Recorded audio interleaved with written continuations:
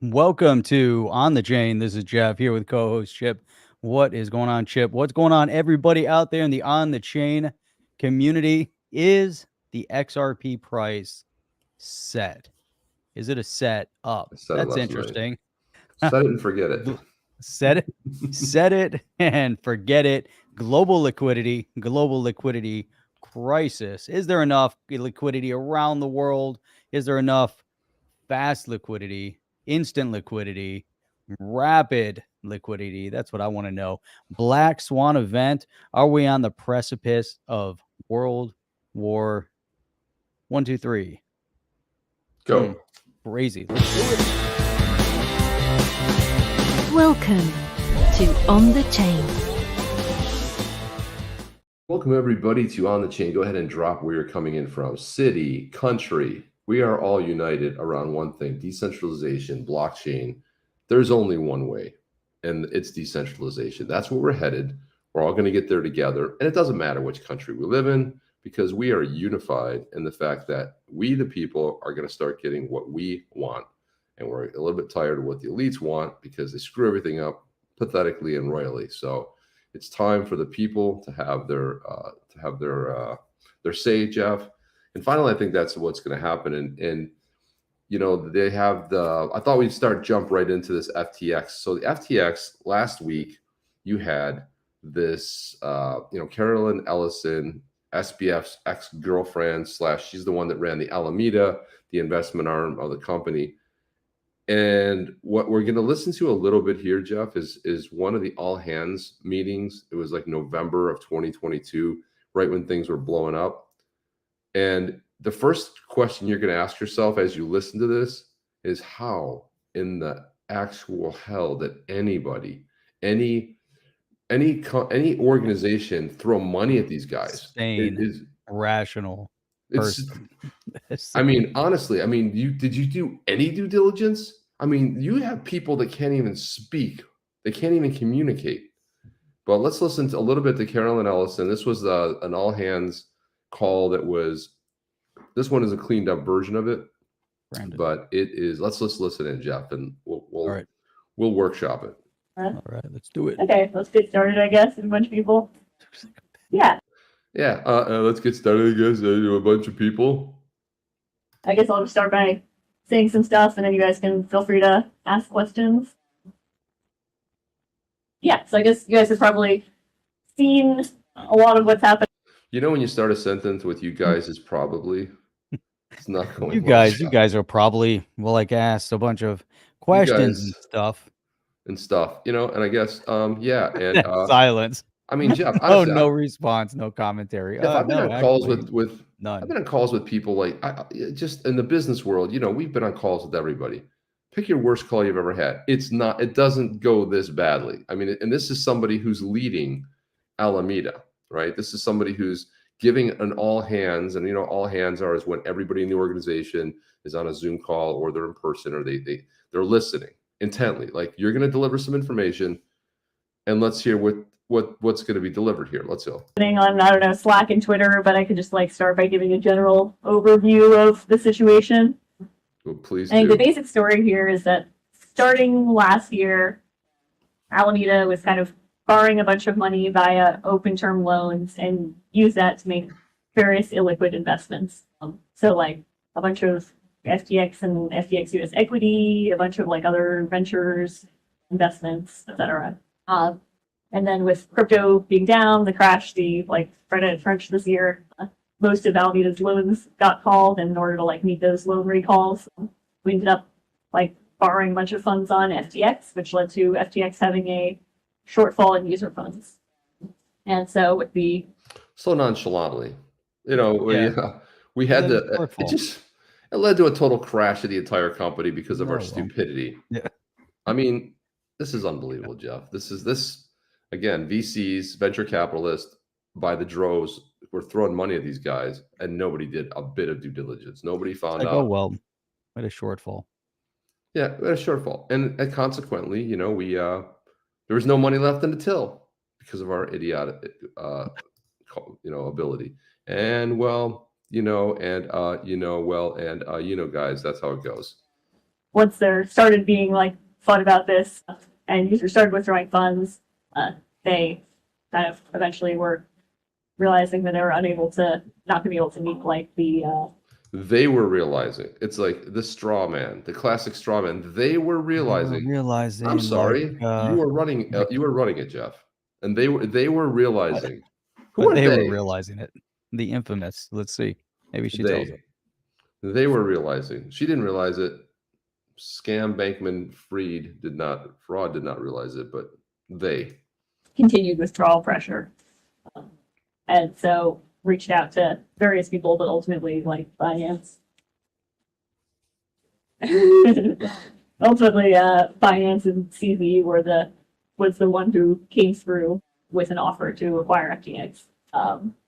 And yeah, the basic kind of structure of the offer is that Binance would be acquiring FTX International, and it would be kind of paying enough cash to cover the entire like shortfall of user funds. And this wouldn't include FTX US or Alameda, but I guess various like other assets might end up getting sold off for I don't know, to pay back, like to, you know, add extra cash to the deal or to make the, you know, FTX preferred investors. Jeff, this is so bad on so many levels. I mean, she really can't even effectively communicate what happened, but she talks about, you know, CZ from Binance coming in. Because remember, that was what we heard. The story was he was going to come in, and the way she positions it is that he was actually going to pay off the shortfalls until he found out what the shortfall was, The right? shortfall To the tune of actually billions was, of right. dollars, right? And that's kind of what, if you're it was an interesting point. We briefly mentioned it yesterday that FTX was doing the same thing to Celsius, where Celsius came in and made a statement. This is earlier on, which kind of led to a faster collapse, where they said they were interested or willing or looking at buying Celsius. And then they said, no, there was too much on their books or something. And they flipped the whole narrative, which led to a faster fall for Celsius. And then CZ basically did the same thing. He goes, yeah, I'm here. I'm going to buy FTX. And then the next day he goes, no, I looked at their books and it's not going to be a good idea for us to do that. All right. It says something along whatever his actual statement was, but it was like, it wasn't even a 24-hour period where he said yes. And then he said, absolutely not.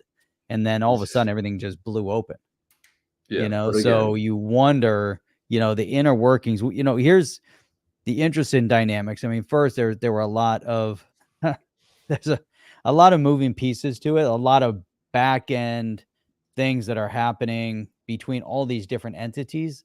You know, the competitive nature of it is what's a little bit mystifying.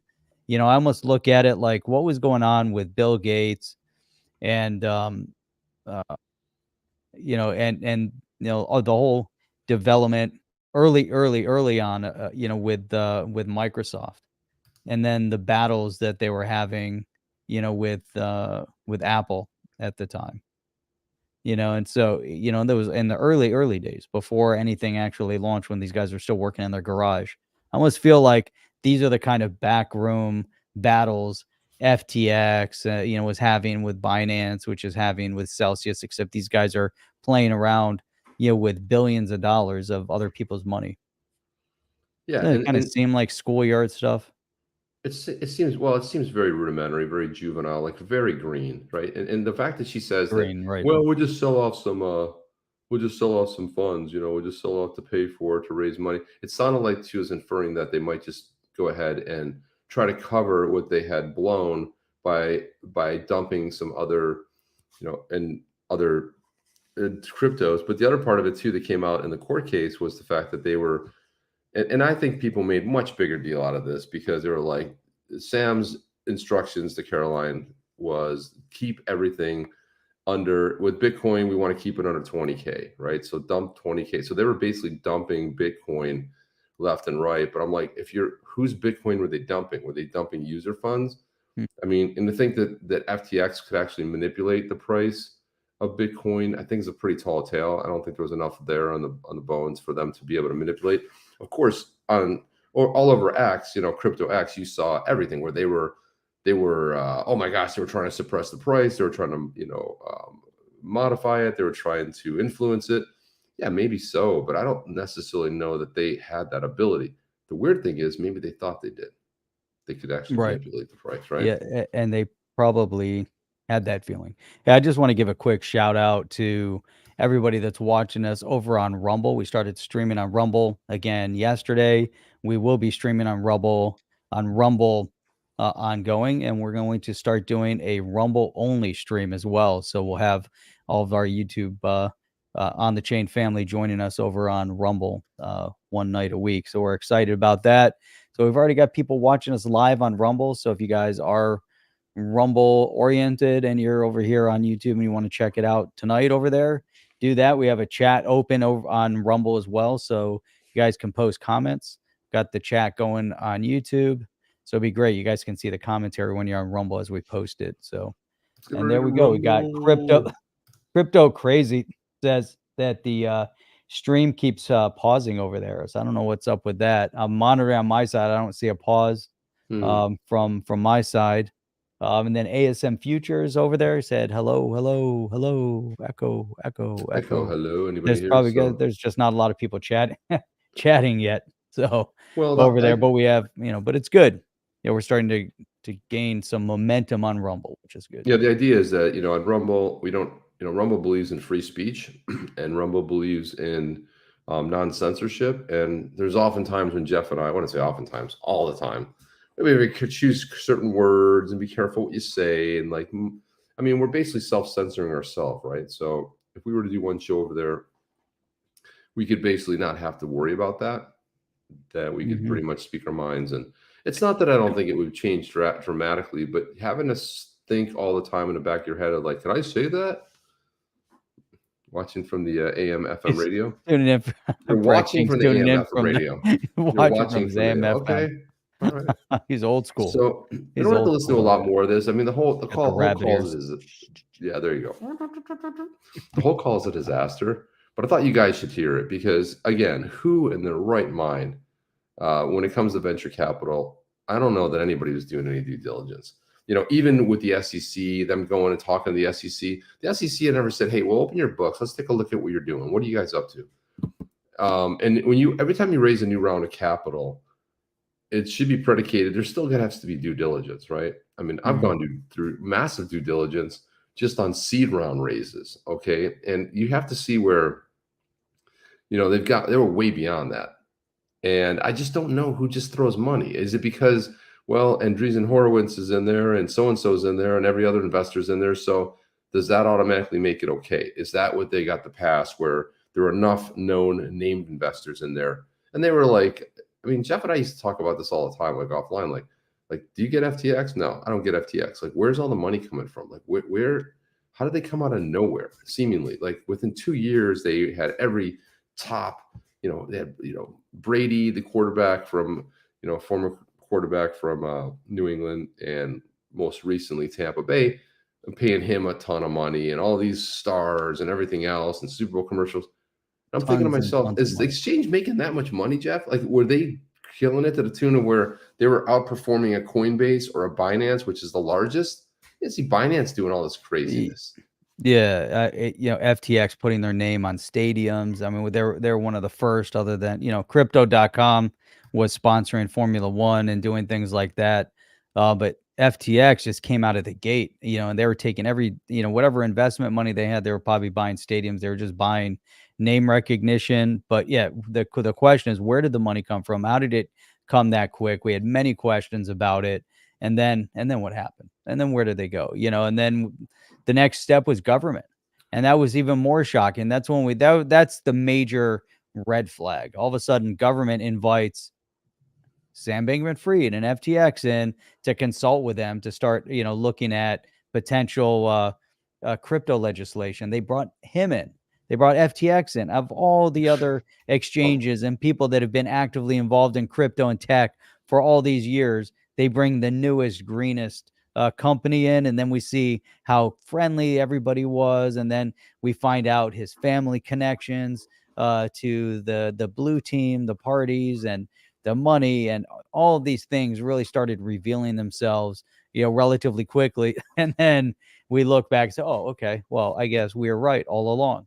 once again, Chip and I called it right from the beginning that there were some big question marks with FTX, and going into their exchange, and checking it out on the face of it, it looked like any other big exchange, and it seemed relatively legit, but then when you really started digging in and you start asking the questions, which we did, none of it added up. It made no sense. Yeah, I want to go through a couple oh, you want to get? I want to do a. Yeah, I just want to throw these comments up here. Hang on, these are comments over on the. It's hard to do it, but we've got Crypto Crazy, Steve OCW. Great, censorship is back. Need alternate channels for your show. We have Crypto Crazy said that's why we decided to stream here on Rumble. UFC has a lot of crypto sponsorship too. Yep, yeah, that's a good point. Government hands in their pocket, and a little bit of commentary going on the other it's great side. to see it.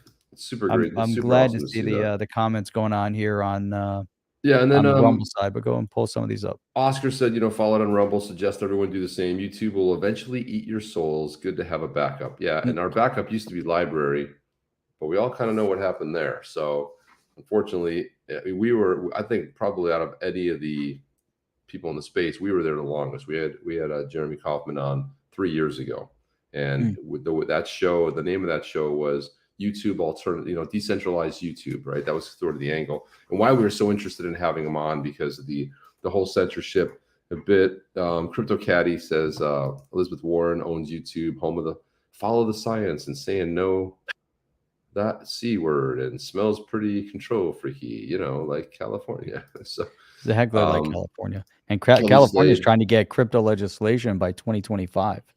Yeah, I'm not even some. I smell a rat there. I don't. People are jumping on that. I'm like, don't. Okay, let's give it a little bit of time, okay? Because it just doesn't smell right to me. Everyone's like, oh, look at California, they're leaving the back. All signs point to no. Okay, all signs. Trying to write something out there to kind of give them a good pat on the back. But I'm telling you, based on what else is going on there, I need to see more, because I'm not buying it. I think it's a bunch of bullshit. But anyway, Kelly says, I agree with you, though, Chip. I think that, if you think about everything that's happened over the past couple of years in California, and then you think that they're going to present a positive bill for crypto, the far overreaching group that is trying to push you away from your gas burning vehicles into electric vehicles to burn out the grid, the one that doesn't have enough electric in their grid to support, what they already have over there, pushing anybody that has money away from California, crazy politics, crazy ideas, misinformation, attacks on physicians, supporting, locking you guys up in your homes, all sorts of crazy things that they did. Business is leaving because you in San Francisco, you go like anything under $1,000, we're not going to look at. Yeah, but they just broke in and took $6,000 of merchandise. I don't know. Seems petty to me. Let's let it go. So it led to major hotel chains writing it off. Like, you're talking about prime real estate. The Market Square area. You're talking about people that used to chill for these spaces. They're abandoning them. They're letting them go. And there's so many. I mean, CVS is unpacked. There was on Market Street. There was a big, that I visited often, a giant three-story Old Navy that they packed up. Right across the street over there, you got an Apple store, which I think is so. All the businesses are leaving. Why? Because of bad policy. If you say we're not going to chase anybody, and people can just come in and rob it, nobody does anything, and the police stand around looking around, well, I'm sorry, nobody wants to live there anymore. I mean, if you're trying to crash real estate values, that would be a good angle to do it. So you can go in there and buy it all up, and then, put some laws back on the books. But it's already too far gone. You got needles and feces in the street. You got people getting shot right outside the X headquarters. You had that guy who was trying to reason. He was I'm trying to say this in a nice way, but he was trying to reason with the guy who slashed him with a knife. He was like, chill, bro, just chill. Just being sympathetic to people who want to kill you, probably not a good way to go. And the guy lost his life, and it's really sad. And it happened because there would happen to be cameras out there. But this kind of stuff is happening way too often in California. LA is in California. It's crazy Fornia. But don't worry, Jeff. They're going to save crypto in California. They're going to save crypto. Well, let's see, Chip. Let's see who the representatives are out there. Nancy Pelosi, Maxine Waters, You have Brad Brad Sherman. You've got Dianne Feinstein. Well, Not she's anymore. passed. So. But But you know what they did, Jeff? a They whole did. bunch of old list of others. So what would you do, right? This goes to show you just how bad the policy and thinking is of the governor. So Dianne Feinstein passes away. She was there for 25, 30 years. And what do they do? Well, would you take some of the current people that are running, even on the Democrat side, right? You're going to put a Democrat in there because you're a Democrat. Right. But they put, because you know who else is running for that is Adam Schiff. Adam Schiff is running for Senate. So Adam Schiff, who already sits in the House, has been there forever. That's right. You would think that would Can't be the forget about shoe-in, him. right? You just appoint him, and then he will run again when it comes around. But no. But what would you appoint, Jeff? Like, what would you possibly do? Nobody that's actually running who's a Democrat. No active Democrats. I know. We can have the first Black LGBT PDQ LMNO YLPSTHI. I don't know. I hope I got letters in there. Who lives in Maryland? Okay. Yeah. Why don't we replace that? How Why great don't we was that? replace? I was like, are you kidding me? We used to talk about carpetbaggers, right? People that came in, like a Hillary Clinton, who never lived in New York, but came into New York and was up against John. John gets taken down on a plane, and then all of a sudden she's the shoe-in for the left part, you know, the left party, right? I just there's so much here that doesn't make any sense, right? But when we think about this, we could be wrong, but all of a sudden to put some good publicity up, and it gets a lot of press. Look at this letter that Gavin Newsom wrote. My God, they're trying to do this by this time. First of all, it's against the party narrative. Okay, he's completely down with the party narrative because just of all the people you just mentioned, Jeff, they're all in it for the hardcore. He is the party narrative, the taxes and all that. But I'm like, Jeff, I'm not buying this at all. But it got a lot of publicity. It seemed positive, and everyone's like, look, this is fantastic. I don't trust it one iota, Jeff. Dude, yeah, not at all. And that's why we've got Steve is saying Brad Sherman, good God, who voted for this guy? And that's the big question. Who voted for these people? You know, Oscar's over on Rumble. Look at that. What's up, everyone? Freedom tastes sweet. Got to find a better way to share this. I think I have another way, but I will do that. But that's, man, I'll tell you what, the Sherminator, you know, so, and we've called this multiple times. It's kind of like when this current administration was trying to throw crypto into their, what was that bill that they were, that they offer, that financial reform savior the Stabilization Act, which did everything but stabilization. It did everything. It was supposed to be the greatest thing ever, and they were gonna have crypto, and everyone's like, "Oh my God, crypto! This is gonna be great. They're gonna have crypto legislation and clarity, and this administration is saving everything." And how did that work out? Not so well. Listen. The funny thing about it is, Jeff, you know, we've been around the block long enough to understand exactly how the left operates, how they work. And if you're not towing against the party line, I mean, yeah, you got Richie Torres, but I don't think Richie Torres is invited to any of the parties anymore because he's one of the few in the left. He's one of the few in the blue team who actually has a lot of great contributions as far as what he's talking about and why we need, you know, decentralization and crypto. He's been a really big voice, but again, he's been a lone voice, right? He's been one of the few voices, and like I said, I don't think he's getting invited to too many parties these days because you're not going to go against the entire narrative. I wanted to just further sort of to break up this tie-in here. I wanted to put this up here. I wanted to share this again. This is against FTX, another FTX thing. Let's throw this up here. But this is Brian Castello. Brian Castello has been doing some really good work here. I'm trying to think. I believe he's an attorney as well. But anyway, so I've been following him on Twitter. He's been putting up some really good stuff. But he said, according to Intercity Press, this gentleman right here always will go into the court cases, and he does like a 2-minute vlog every day. He'll come out and he'll just do it. I listen to it on Spotify, and he covers a lot of the cases in the lower district of New York. But he's been really clued in on what's going on with this SBF trial. But he did this vlog on midday. He was talking about 100 million FTX bribery of Chinese government officials over SBF's lawyers' objections. And so Brian Castello chimed in and said, according to Intercity Press, Sam Trabucco, as co-CEO of Alameda, was named in court today as a co-conspirator with Sam Bankman-Fried in a $100 million bribe to China for FTX. Now, despite not needing approval from Bermuda to press charges against Trabuco, the DOJ, the Department of Justice, has not in the United States. The Department of Justice and the SEC are covering up Chinese crimes. Why isn't Congress looking into cover-ups related to China by the DOJ and administration? Steve Scalise, who was running for the speakership, who's since dropped out. We know why Speaker McCarthy wouldn't hold the DOJ accountable for protecting China. Obviously, he's a shill, and Speaker McCarthy made promises at the beginning of the year as speaker, and he welched on every single one of them. And one of them was single issue bills. If we're having funding and raising funding for X, we're raising funding for X. There's no, well, let me throw my thing in. Everyone throws their thing in with what they refer to as pork.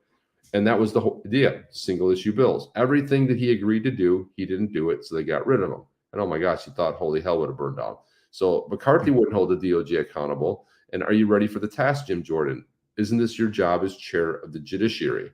So I like the fact of calling out, Jim Jordan right now back in the running for the Speaker of the House. And who knows, I don't know where they sit with that. I actually probably think it's going to take a lot longer to actually choose a speaker, because the Rhino side, which is Republican in name only, has a long list of people that could fill that job and do the same job or worse than Speaker McCarthy. And the Patriots and the conservative wing and the Patriot Party, you consider they call them the Freedom Party, that are in the Freedom Coalition, is a much smaller list, but at least they're holding their feet to the fire. Jeff, this is crazy. Look at this. We've got China. We've got China bribery stuff going on. Mm-hmm. And what? The SEC, where's the SEC on this? Where's the DOJ? Man. So this is, a really solid point. First and foremost, what's going to happen to SBF? What happens to FTX? What happens to Caroline, with Alameda? What happens to all these people? So far, not much.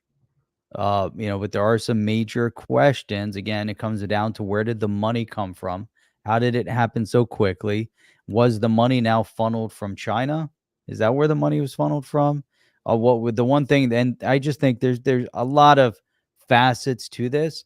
The one thing that we do know is that money was being funneled from FTX over to the blue team. We also know that that there was money funneled over into Ukraine, and somehow Ukraine funneled the money into, or there's money that was given to the Ukraine by this country, and the Ukraine was investing in FTX, and FTX was supporting blue team candidates. So if we know that whole cycle worked and was in, existing, now enter in the China syndrome, and you get more in depth into that statement, you start starting to see a lot of things starting to make sense. Where did the money come from? Yeah, it almost seems like after you start unpacking it, it was a giant setup, right? It was amazing money laundering scheme that blew up unexpectedly because, well, you enlisted two morons. Number one, that was probably their biggest problem. But if I look at, here's another one right here. So this one here, you have Mark Hodis that said Gary Wang, the CCP, Chinese Communist Party operative, and SBF's partner, was a special advisor at Sequoia. And we know Sequoia was one of the big backers. Now, why has no one, and I mean no one, in the mainstream media pulled on this string? So it's everywhere. John Deaton commented and said, it seems blatantly clear that having a Chinese Communist Party connection provides a company with not only access to U.S. regulators, but an investigative free pass. Where's Gary Gensler, the self-proclaimed cop on the beat? Does he and the SEC only investigate and sue non-fraudulent American companies like Library, Dragon Chain, Kraken, Coinbase? My question is, does Sequoia have an office at the SEC?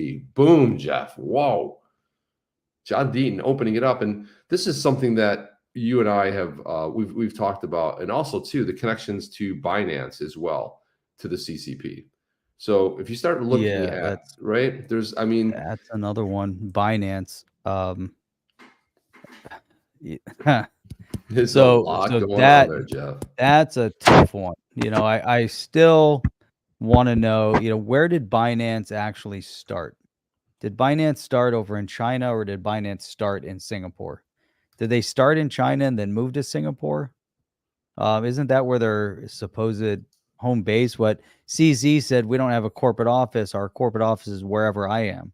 Which is where Right. behind the Great Wall of China, Jeff. I mean, like that's the whole thing. Is like, where is he? So after a certain point, companies in China, if they're registered and based out of China, at a certain point, a certain dollar amount, they automatically have to have a member of the CCP party as a board member, and they give up a specific amount of ownership to the government after a certain point, and they start controlling your outcome. I always thought, Binance was a little fishy. We kind of, dabbled a little bit with Binance US. Always had concerns about it. And I still do. I still have some concerns about any type of interaction or relationship with China and the government over there manipulating. And so then that means, was China using FTX as a funnel? I don't know. A lot of unknown variables that we have to really figure out about. Apex says, "This is my shocked face." That's a good one. You guys should follow Apex Crypto. He puts out very well thought out dialogue in crypto. The stuff he puts out there, he's made some predictions. He's been spot on. So I would follow him over there on crypto Twitter, man, or X, I should say. But he's called a lot of stuff, and he really deserves credit for it. But but I love his shocked face there, Jeff. Look how shocked he looks. Look how shocked any of us look, all right? Because I mean, there is so much corruption. There's corruption within corruption within corruption. It's like there's a niche inside of a niche inside of a niche, and its word and its name is corruption. And it's so vast. It's so all over the place. I don't know if we ever get a handle on it. And it's every country, and it's every country's got their own version of the DS. You guys can interpret that the way you want. They all have it, right? They're all struggling with it because it's all controlled within. There's a lot of the people in high places making these calls. But what we're starting to see here is when you have Congress not looking into this, you have people, you have crypto sleuths on X that are pointing stuff out, that are finding stuff, and they're putting it out there, and there's just apparently no appetite for it. But everything seems to be, if you think about the big guy getting 10%, the big guy also had a lot of payments. I'll be honest with you, Jeff, you and I, this podcast is a company, right? It's a business, right? Doesn't make any money, but it is a business, right? It's a corporate thing, and there were taxes that are paid. But here's the thing, Jeff. Here's something you and I don't have are 22 shell companies. Just don't have 22 shell companies. You know what else what nobody else has enriched us with? We haven't got multi-million dollar payments that come over from China or Ukraine or some other places. It just doesn't happen. I mean, apparently it happens some of the time, maybe not all the time, but it's just the corruption's so vast. I mean, where does it stop? Yeah, Hans is saying FTX. FTX it's one hell of a psyop. Obviously, it's there, it exists. I don't know. It's hard to tell where the government starts and where they end, what part they're manipulating. All you can see is what happens at face value, how money is moving and flowing. And I don't know, maybe Sam Bankman-Fried, when he first started, actually had good intentions. But then some, but I don't, how can you even say that with that individual when you know the connections that his parents had, politically speaking? So maybe he started something, maybe he didn't, maybe it was already part of the bigger plan. It starts getting into, we're going to have to find out someday. We'll watch a movie on all the interaction, but we know Elizabeth Warren, we know Maxine Waters, we know all these, interconnection of seemingly, friendly, friendly banter, with them. It's amazing to me. It really is. I do want to put this up real quick. Again, going back to the Rumble chat. So it's funny because I'm seeing Crypto Crazy and Steve, talking Crypto Crazy said, so at what point are we going to talk about XRP price predictions? So Steve said, you must be new to the show. You're on the wrong show for price prediction. Now, that being said, that the title says XRP price set, global liquidity, Black Swan, WWIII. you know, so we got to figure that part out. But, you know, there's always a lot to talk about. We're dissecting things here. We're Yeah, we are. analyzing. So Crypto Crazy's relatively new here. Didn't mean to call it out, but no one can see the chat unless you're standing over there or sitting over in Rumble. So it's cool to, you know, be able to, you know, share this also and get everybody engaged in the chat together.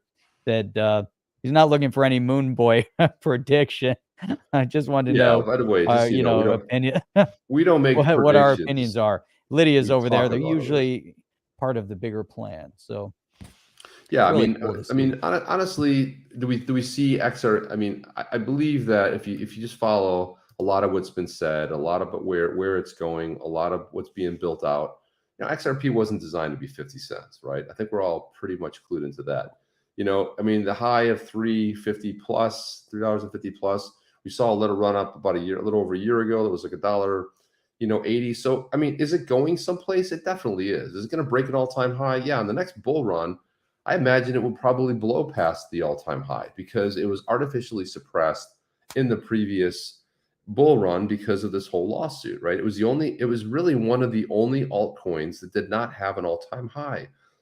Really, it's crazy. Everybody did. Shiba Inu, name even coins you don't even remember anymore. They had the all-time highs, and a lot of that was suppressed. So where's it going to go? Look, it's one of the only digital assets out there aside from Bitcoin that has legal clarity. So the sky's really the limit of where it could go, but a lot of things have to happen. And like Jeff and I talk about all the time, really, it's tied to the Bitcoin, right? So Bitcoin with these ETFs that are coming out, and as they start popping for each one of the Fidelities, the JP Morgans, you know, it's going to start. The price is going to rise. It almost has to, right? Especially as institutional starts coming in, it's going to become more scarce. So the price is going to go up. And you know what else is going to go up with it? The altcoins. You know, one of the altcoins is going to go up with it. It's going to be XRP. And do I honestly believe it can break $5 and $10? Yeah, without a doubt.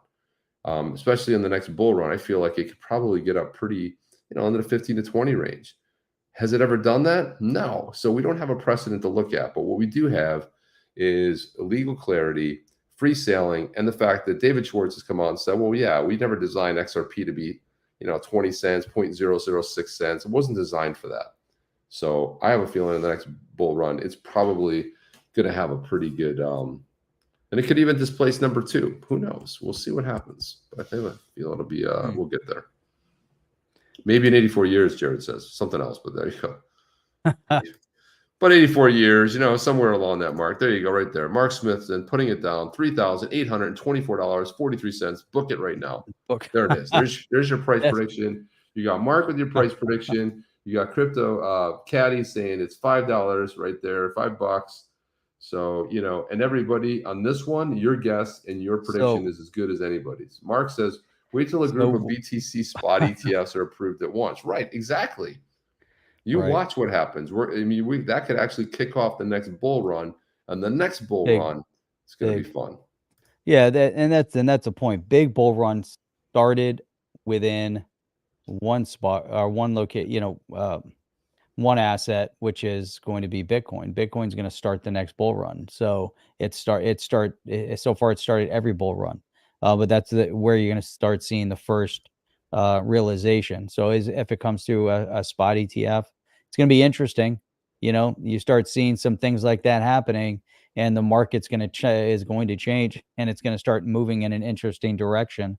Right. Chip, I know you have something cool over there. I got this cool thing that Baba had shared with David Schwartz, and I'm sure we shared it before. But before we get to that, it's cool because he talks about kind of the expansion of liquidity and things like that. Also, a game changer for where things are moving. For Oscar says, look, if XRP does not break its former all-time high in the next bull run, have you bought a pillow yet? You know, to scream into.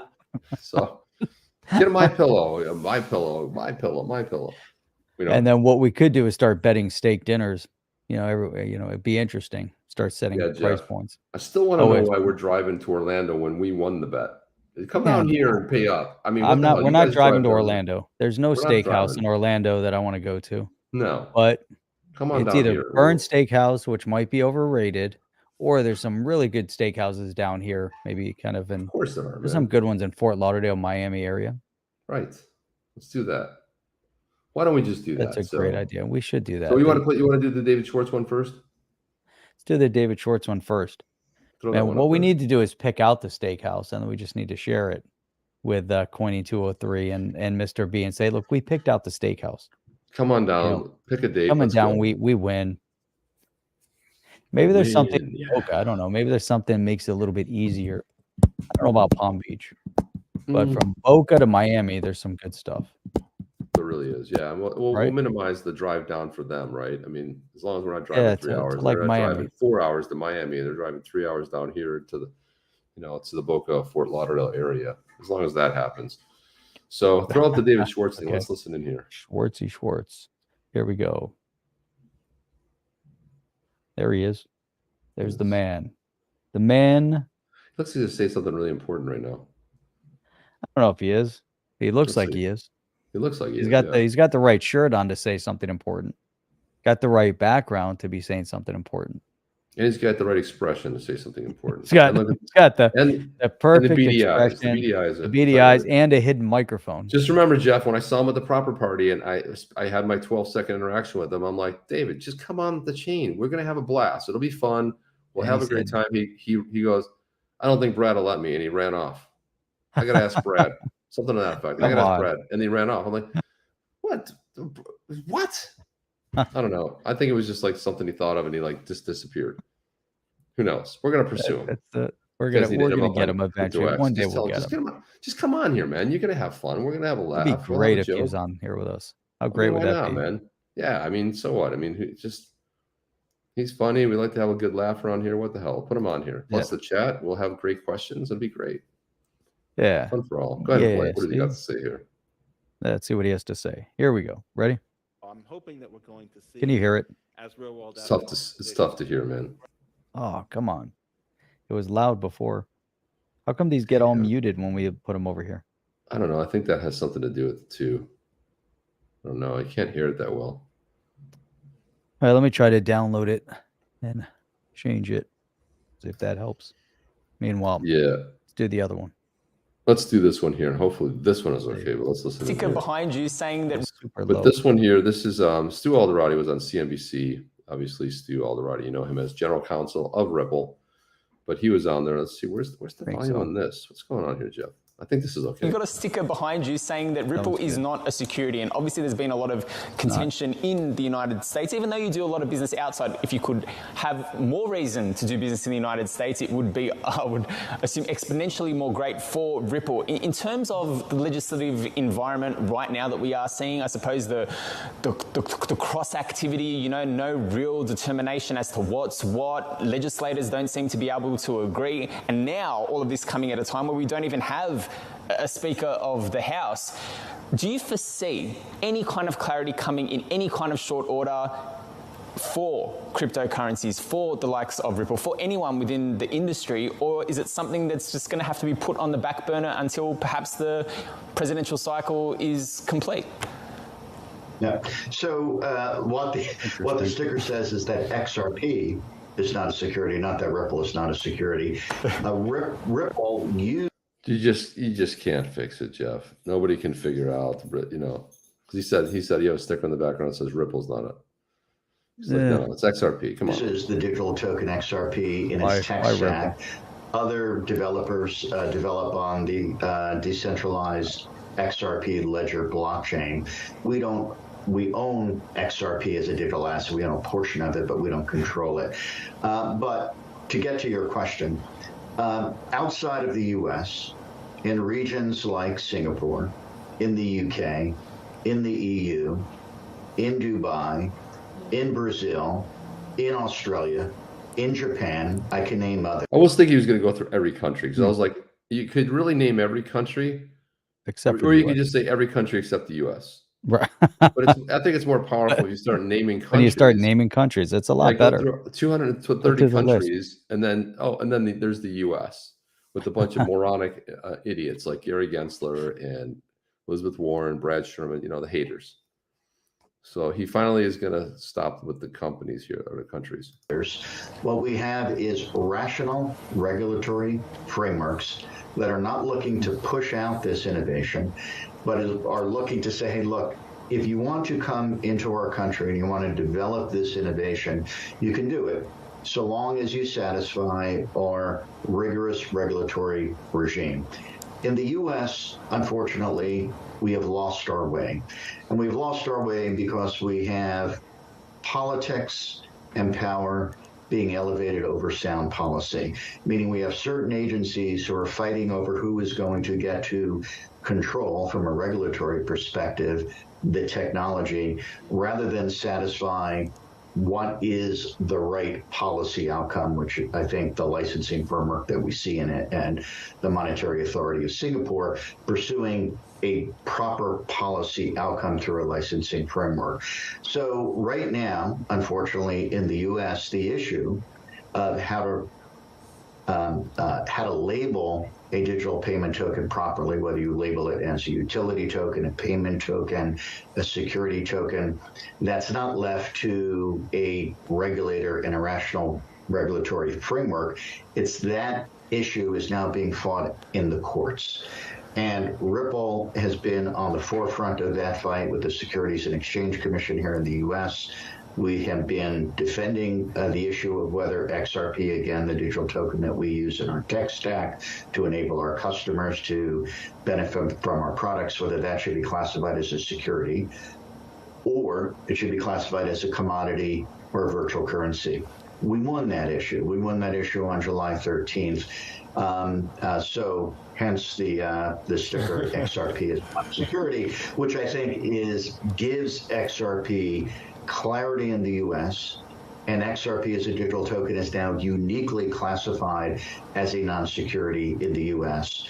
But we don't think, even though we won in the courts, we don't think that these issues should be fought token by token, case by case, judge by judge. We think we need a rational regulatory framework. But to your question, although we have some policymakers in the U.S. trying to take the lead to come up with rational regulatory policy proposals, the chances of anything moving forward in this Congress or the next Congress doesn't seem very. I'm not very optimistic about it. He's right. Why should he be? He's right. That's very good. What's there to be optimistic about, really? You know, it's like you have. You just got to root out the corruption. You got to follow the money. You got to start looking into every matter of every person, because I believe most of Congress is compromised. I believe that once they dig up the dirt on you, they own you, they control you, they walk you that way, doesn't it? It does seem that way. Apex Crypto said this in our last conversation, saying these folks are so intellectually lazy. It's actually getting pretty frustrating at this point. I think everyone's there, Apex, along with you. I think everybody is frustrated beyond all belief, because what they're doing is they are basically denying the will of the people. Because I see poll after poll after poll, whether it is anything related to politics, but especially the digital asset space. When we're talking about that, you've got such an overwhelming, and it transcends party, political parties, ideologies.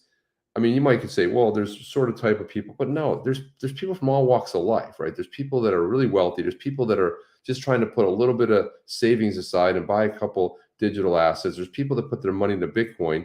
But quite honestly, where are the regulators? What is more important? Shipping money off to when we don't take care of our own, and you're putting money, sending money somewhere else?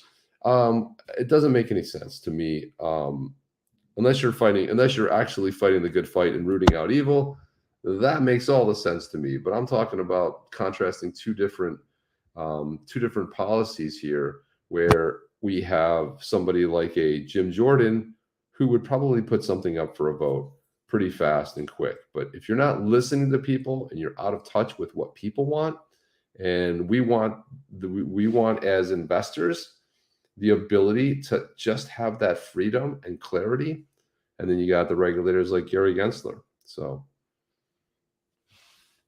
it's good. What do you got going on there, Jeff? You look really intense over there.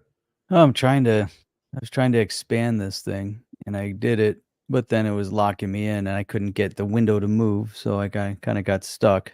It was perfect. The video, I don't know if you can increase the volume. It's the last video at the bottom of the thing. Oh, is it? Let me see if I can maybe do that. I might be able to. It was crazy. It was perfect. I had it all nice, but it was full screen, and I was trying to move it over to the other screen so I could access my StreamYard stuff, and all it would do is just close out, and then I lost it. So kind of annoying. This But it one was you had good. perfect. I boosted the gain on it.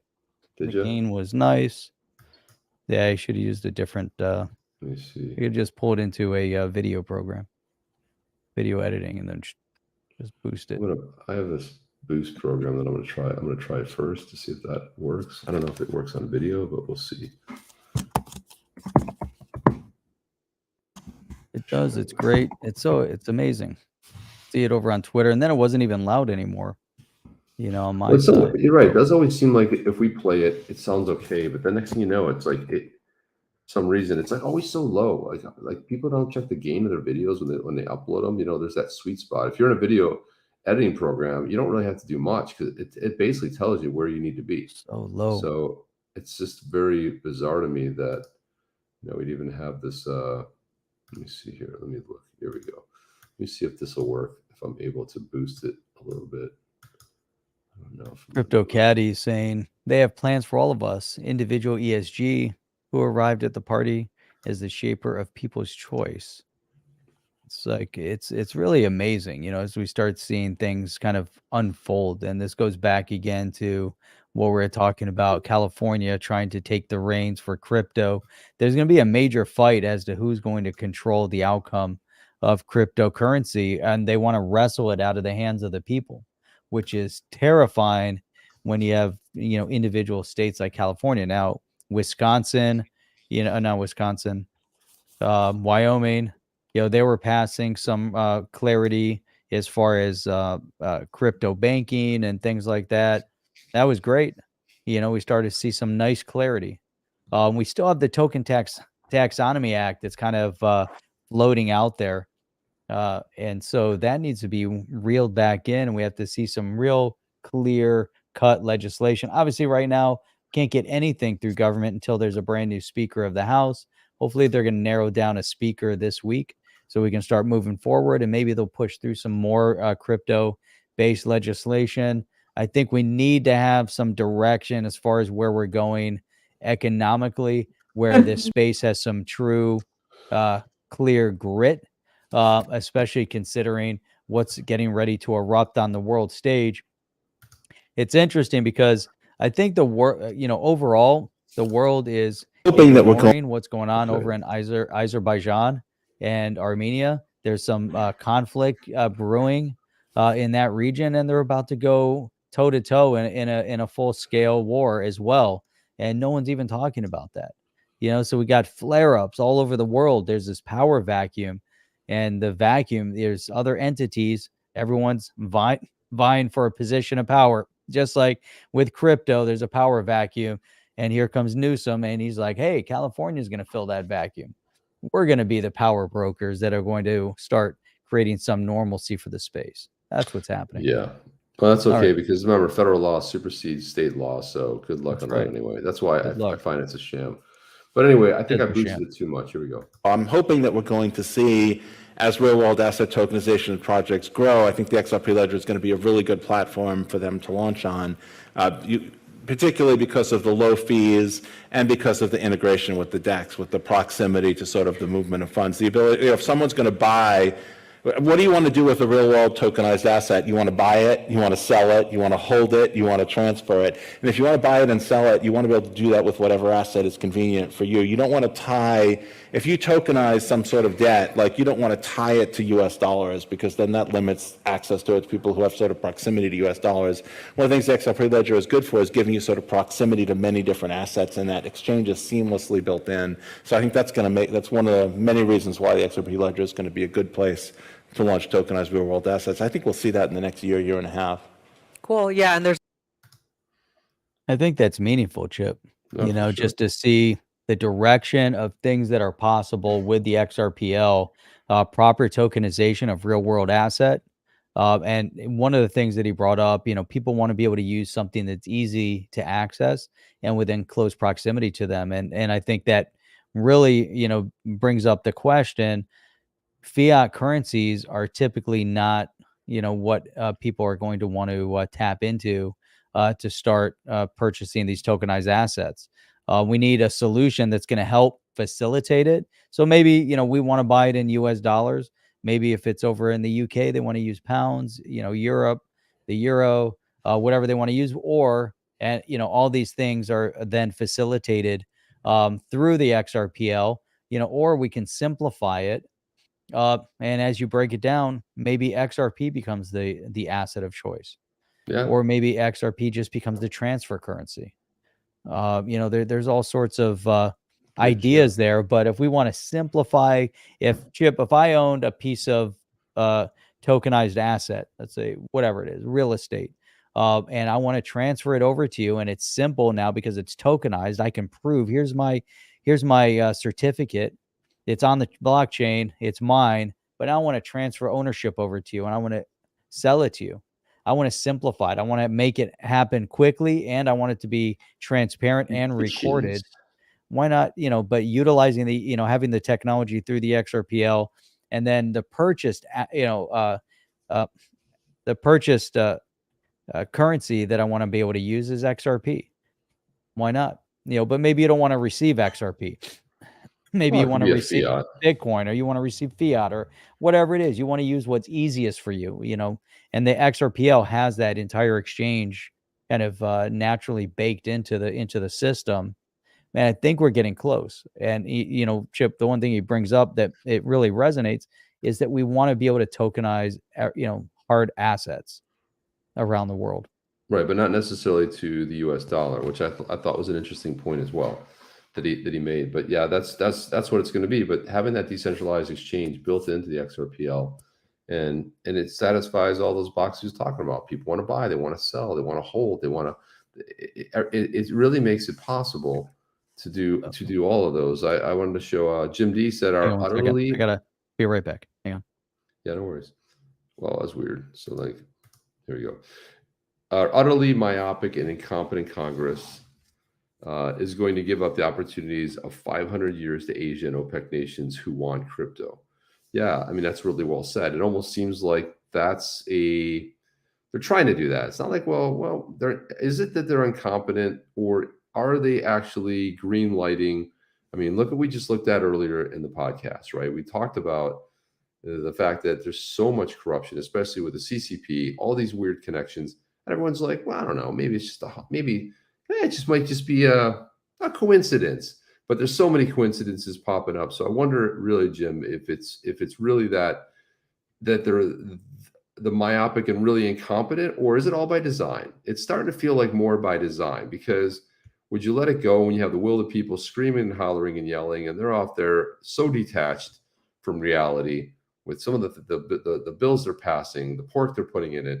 It just really seems I get they're out of touch, but I'm starting to feel like this is all purposely built by design. And then Oscar's like, well, I don't know what you're worried about. We have the powerhouse Maxine Waters on the case. Bitcom will blossom. And out of all the times we've heard her speak in the hearings, you think somebody would take in giant, those big magic markers that you almost have to hold like this. They're massive. And you would just write down Bitcoin. But no, she has to default to Bitcom. I don't know. Maybe in her mind, she really believes she's saying Bitcoin. But after you make the mistake once and you make it over and over again, I'm sorry. There's something who could take you seriously. And the one time she was on camera where she was blowing kisses to Sam Bankman-Fried, blowing kisses openly. Yeah, I'm sure there's nothing going on there. Guy who set his business up offshore in the Bahamas, coming into talking a hearing, is getting kisses blown by the former. She formerly chaired the judicial. It's just unbelievable to me. Anyway, I don't know what happened to Jeff. Jeff just bailed. He's like, I gotta go. See you later. Click, and he's gone. I don't know what happened, but something must have gone down, because all I know is it's time on the show here. Jeff is coming back in time here, but it's time to bid adieu here, to say goodbye, and go off. And here's Jeff. Jeff, you're just coming back for the end of the show. I am. Oh my goodness. You're coming back from the end of the show, but that was. I had to carry Julius outside so he could gotcha. go to the bathroom. He was crying and he was trying to You stand gotta up. take care of that. Yeah, that's understandable. Unfortunately, well, he can't stand up. That's all the time we have, and I got to watch my beloved Bills play the Giants. So let's go. All right, it was great seeing everybody on here. We'll see you guys back on the next one. Thank you all for joining us over on Rumble. We look forward to that growing over there, growing bigger and bigger. That's right. Yeah, and that's all we have, guys. Thank you so much. We will, as we start having more Jeff Spider-Man. Sorry, spoilers. For the spoilers. Yeah, Jeff just basically prevented a whole city from going down, and he did that in like 3 points. He also might be the Flash, so a little bit of Flash, a little Spider-Man built in there. A little bit of the two. And he got back in time. It's like just save the city of Miami. So that's good. Thanks, Jeff. That's right. Appreciate you doing the good work. Behind the scenes, so that we can all go to sleep nice tonight. But anyway, that's it. Thank you, Oscar. Appreciate your humor and all you do for the community as well. And that's all we have, guys. We will see you on the next one. It'll be Wednesday night, but we will probably be doing one stream a week where we can open up, talk about anything we want to talk about, say anything we want to say. And we're getting close. We want to make sure that enough of you are following us. So go over to Rumble, look up On the Chain Live. You will find us. Go ahead and subscribe. I also recommend downloading the app. It's a pretty good one. If you want the app on your phone, you'll get the notifications when we go live. And we'll also put posts up on X where we say, hey, we're streaming here. Like maybe we're thinking Wednesday night. I think we need to have more people over there. Yeah. But Wednesday night we'll do a Rumble only stream. Sweet. That's it, guys. We'll see you on the next one. Chip and Jeff. Oh, see you guys. Oh. Do you want to say something more? I thought you were out. Oh, that's what you want to say. Ready? 1, 2, 3. Chip and Jeff. Oh, see you. Are you down with OTC? Please like, subscribe, and click the bell to be notified when the next video drops.